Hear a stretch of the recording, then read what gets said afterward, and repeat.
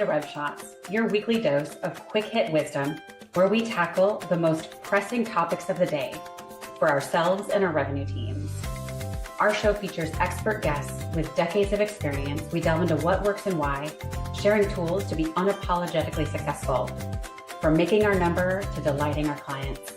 If you're ready to boost your knowledge in under 30 minutes on a weekly basis, tune in. Follow me on LinkedIn or join our mailing list to stay updated on our latest features.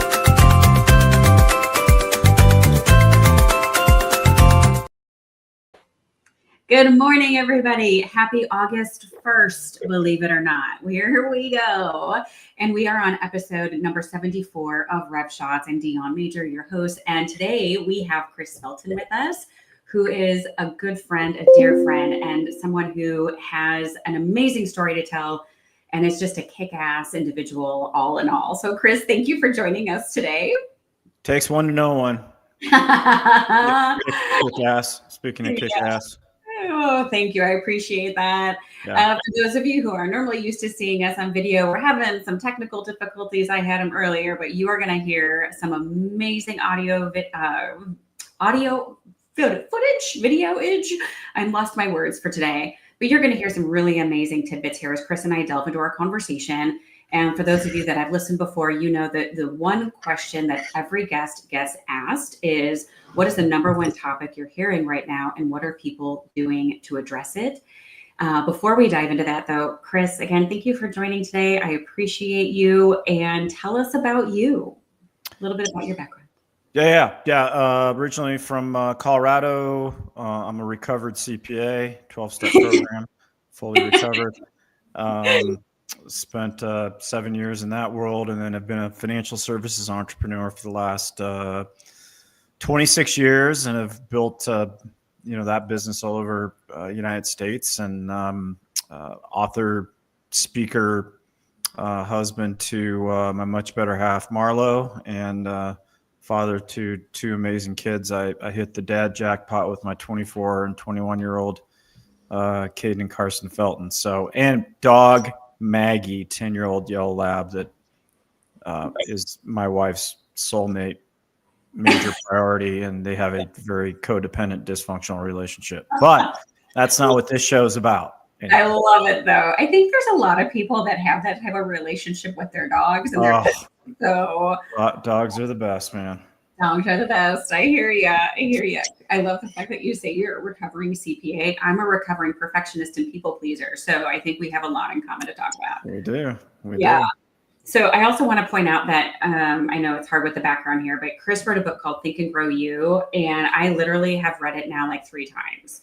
So it's amazing. It's broken down into sections.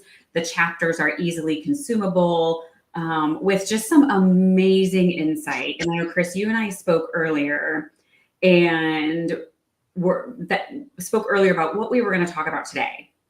So that being said, is the question for you, and same for all of our guests that come on the show, is what is the number one topic you're hearing right now? And what are people doing to address it? Yeah, I mean, I think the number one topic I'm not only hearing, but what I witness and what I experience on a daily basis is getting the hell out of my own way. Yep. Right. And getting out of our own way. And I have a phenomenal mentor who said something a few weeks ago. He said, you're either successful, you're unsuccessful, and you're rigid or you're flexible. Yeah. And so I got some things happening. You and I will touch base, some great transitioning stuff happening for me. It's pretty amazing, but running across, enrolling people in this kind of new vision, this new opportunity, and running into people that are successful, but rigid, and how they get in their own way. And I was chosen for this particular position because of my flexibility. Not that I have it all figured out, right? But I do know your ego's not your amigo. And I do know that judgment is public enemy number one, not discernment, but judgment. Judgment is public enemy number one. And it's super important for us as humans that are a miracle and a mess at the same time to understand how we get in our own way. Mm-hmm. And so I'm a master at watching these patterns appear in my life that get me to go down a path I don't want. It's usually tied to ego. It's usually tied to fear. It's usually tied to comfort. It's usually tied to things that judgment. I mean, you and I could talk for probably the next 100 shows about how we've judged something and made the wrong choice, the wrong decision. And so how do we get out of our own way is the topic I see here. And it's one of our constant choices. Yeah. And Chris, I think a lot of what you just said, at least in my mind, covers a lot of ground. And I love words, and I know you do too, right? And so it's judgment versus discernment is a really big one. So again, just amazing. So for those of you that haven't connected with Chris, I encourage you to connect with Chris, get his book. And so Chris, talk a little bit about how you're seeing folks address that topic of getting out of their own way. How are people doing that successly?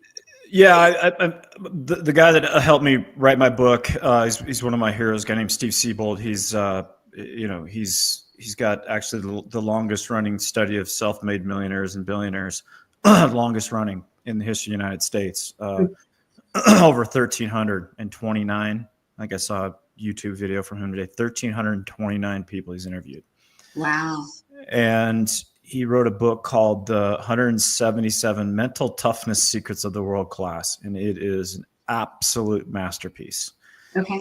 And it's really about understanding, I mean, from interviews, right? Like, and it's not that you need to apply 177 things, right? But it is about, making one shift or adding a tool every 60 to 70 days, right? Mm-hmm. And so if you add 5 to 7 new things a year, you're going to be a drastically different person in 5 years, right? So the issue is people try to add 25 things at the beginning of January, and then they add nothing, right? So, but to answer your question,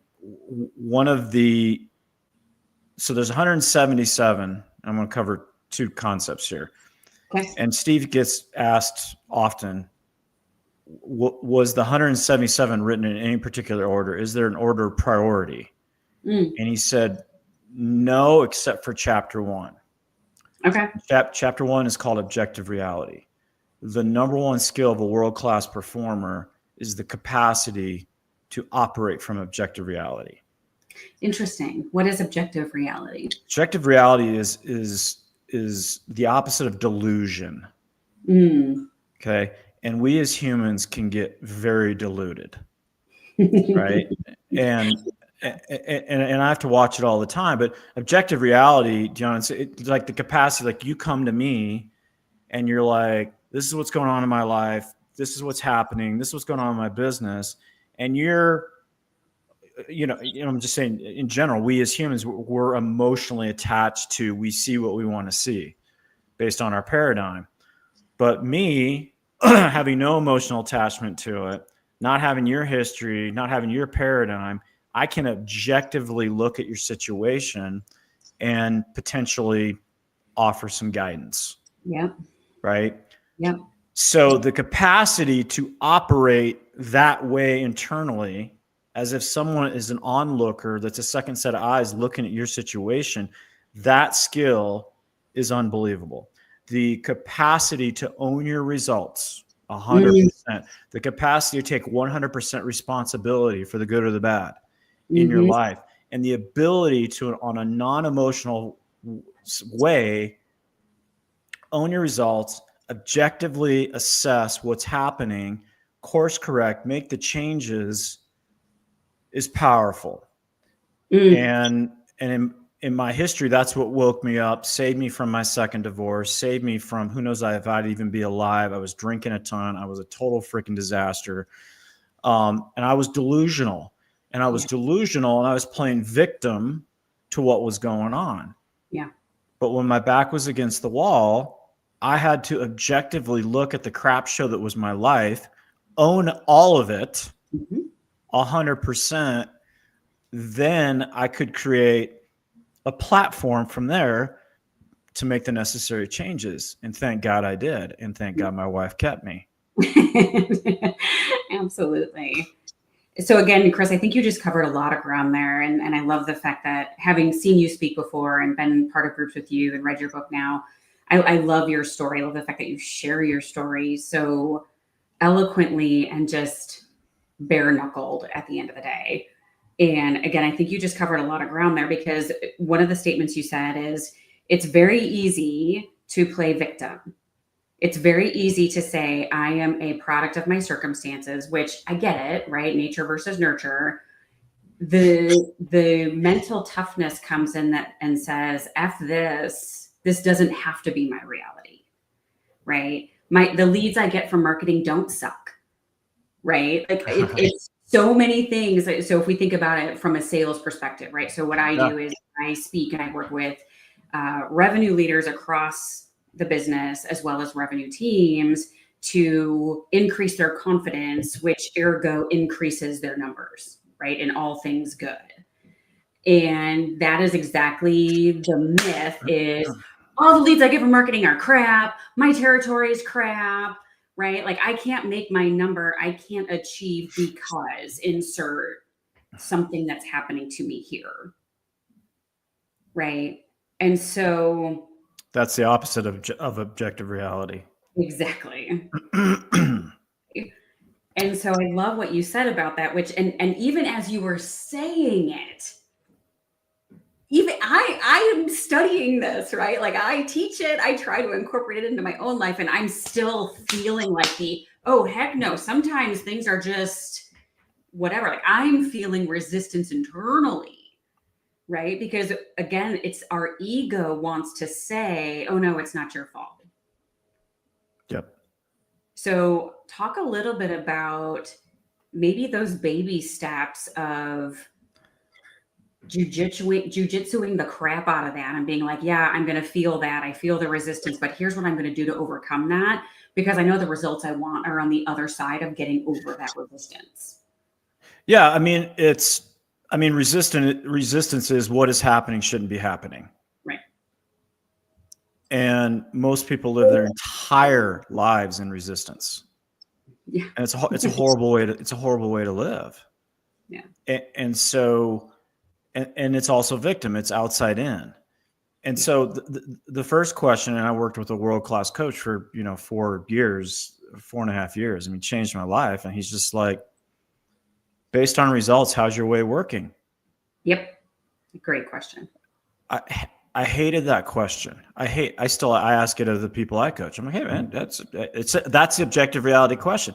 Hey, do you like your results? If you like your results, keep doing what you're doing. If you don't, you got to change. Yeah. And so I didn't like my results, and I had to own my results, and my ego was screaming.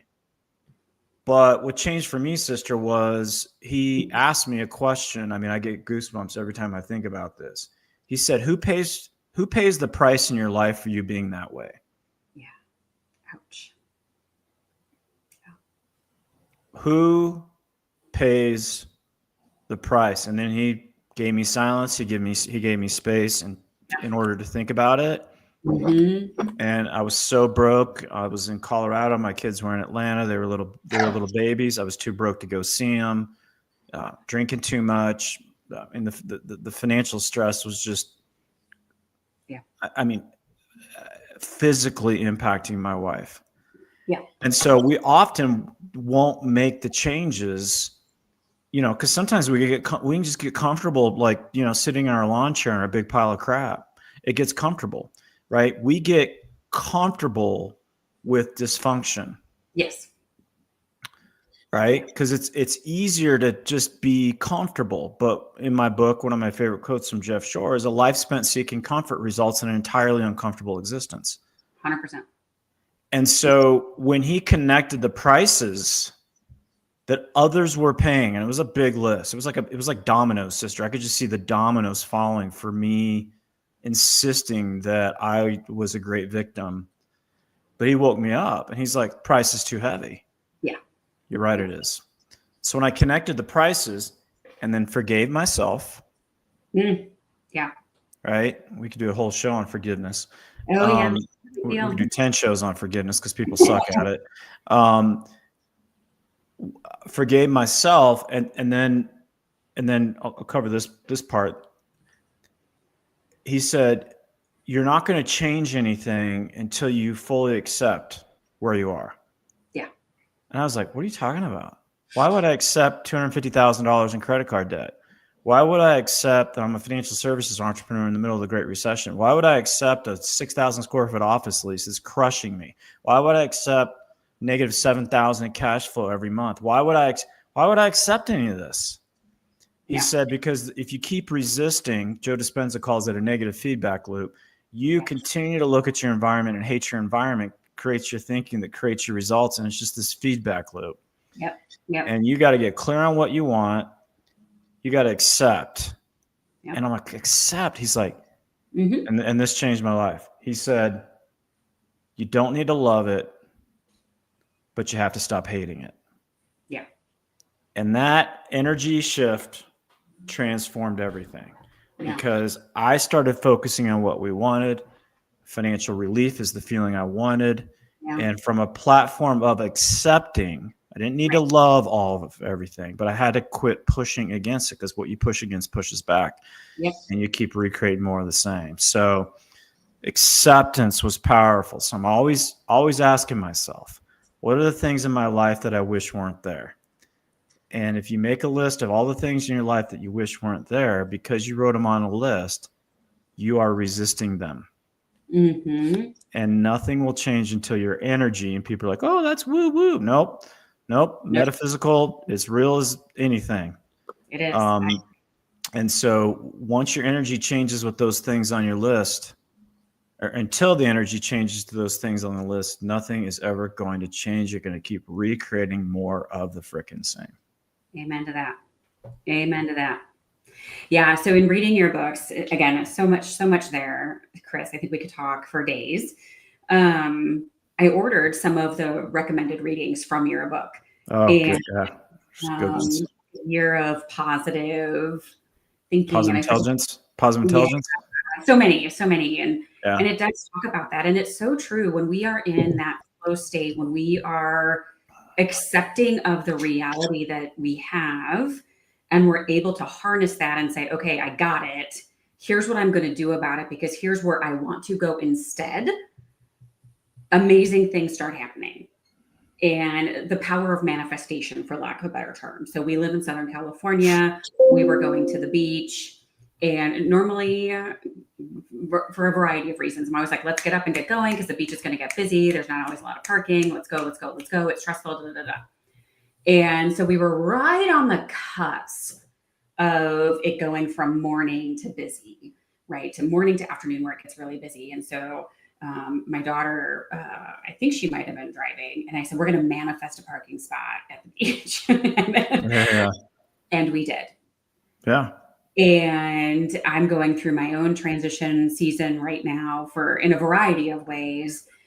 And literally about a month and a half ago, I made some pretty big decisions, and it was causing a lot of angst.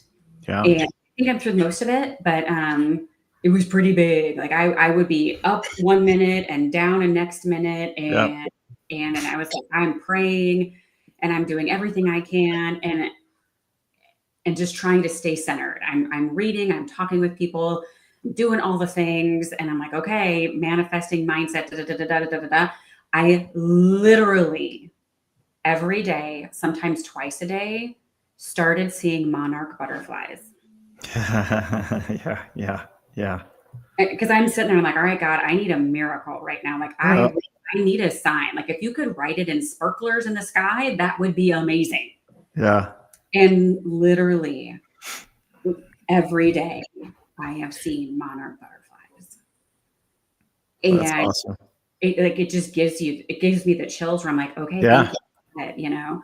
Yeah. And for some of you listening, you might be going, oh yeah, that's really woo woo. My sales team just needs to work harder. I'm an entrepreneur. I just need to grind harder. Right. It's not in the striving. It's in the conversations we have and getting rid of and or leaning into the conversations and having the important conversations with people so you don't end up like Intel, where their CEO, they just laid off a bunch of people, and the verbiage from him was there were, for lack of a better term, and we've all been there, there were fiefdoms built within, right? And so people were defending their territory. And it's just, all it did by allowing that behavior, by allowing that delusional mindset, by allowing that crap, good people got in the way of the battering ram, and they were on the receiving end of something they didn't deserve. Yeah. So this is the deep work that we need to be doing. And it doesn't have to be deep, it doesn't have to be hard, it doesn't have to be woo-woo, right? Like it needs to be, hey, something isn't right. I think something is wrong. I'm getting in my own way. Having the humility and the self-awareness to say, shit's not working right now. I don't know what I need to be doing differently, but I know I need to be doing something. Who and where should I get help? Yeah. So Chris, talk a little bit about that. I mean, we're covering a lot of ground here, but thoughts, reactions. Yeah. I mean, the second part of the 177 mental toughness secrets I was going to talk on is, we talked about objective reality, but the second part is called metacognition, and it's the capacity to think about what you think about. Ooh. So you have to be able to understand what you think about comes about, and what we're talking about with it. People are like, manifestation, woo-woo, all that. Like it's a universal law. It's the preeminent law in personal growth and development. It's called the law of growth, and the law of growth is what you focus on expands. End of story. Yeah. Every personal development book ever created in the history of mankind is to get you to understand what you focus on expands, right? Where your attention goes, your energy flows, wherever you want to call it. So I had, I've just been blessed to have incredible people around me. And it's just like, yeah, man, it's like, there's your result. There's you. Me plus a thought equals a result. Like that's the only formula that you need to understand. And so to sit your ass down and go, what are my results? Good, bad, or indifferent, objectively looking at them and then going, there's me. So what am I making up about this? Right. It's one of the reasons why people are broke, because I went through it. I talk about it in my book. Yeah. My story around money was horrific. Right. 90% of lottery winners, dead, broke, or in jail inside of 10 years. All these athletes get all this money and they're broke. Everyone's like, they're stupid. No, they're not. They're not stupid. It's just they never thought about what they thought about the topic of money. Most people, Dion, don't think about what they think about the topic of sales. Yes. Most of their internal story around selling is still stuck in childhood. Yeah. And so at some point, we have to think about what we think about, and we have to do the work to upgrade that level of thinking.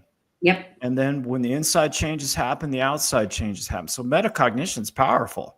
Ooh, right. Yeah. And so it's, if I have a dysfunctional relationship with sales, with money, with people, with my health, there's a bad story behind it. But the empowering thing for me was, I just need to understand the story I'm telling. Right.